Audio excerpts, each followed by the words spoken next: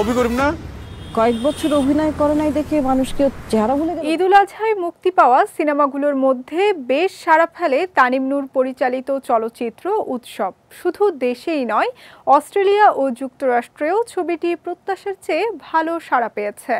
বর্তমানে দেশের বিভিন্ন সিনেপ্লেক্সে সর্বোচ্চ শো চালানো হচ্ছে উৎসব সিনেমার।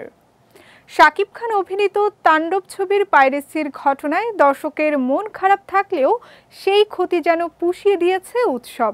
দিন যত যাচ্ছে দর্শক আগ্রহ ততই বাড়ছে।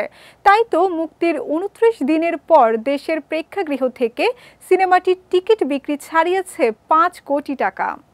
নির্মাতা তানিম নূর দর্শকের এমন ভালোবাসায় আপ্লুত।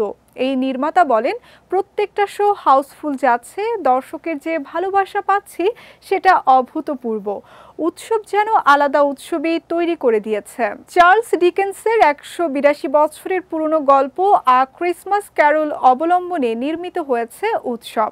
আগেও এই গল্প বহু ভাষায় চলচ্চিত্রের রূপ পেয়েছে, এবার যুক্ত হলো বাংলা সংস্করণ। পরিবার ছাড়া দেখা নিষেধ, এমন ব্যতিক্রমী ট্যাগলাইন নিয়েই মুক্তি পায় ছবিটি। আর সেই ট্যাগলাইনের সঙ্গেই মিল খুঁজে পাচ্ছেন দর্শকেরা। তারা বলছেন, সিনেমাটি দেখে যেন ফিরে গেছেন তাদের শৈশব বা সোনালী অতীতে। উৎসবে অভিনয় করেছেন দেশের স্বনামধন্য বহু তারকা। রয়েছেন জাহিদ হাসান, জয়া আহসান, অপি করিম, চঞ্চল চৌধুরী, আফসানা মিমি, তারিক আনাম খান, আজাদ আবুল কালাম, ইন্তেখাব দিনার, সুনেরা বিনতে কামাল, সৌম্যজ্যোতি ও সাদিয়া আয়মান সহ অনেকে।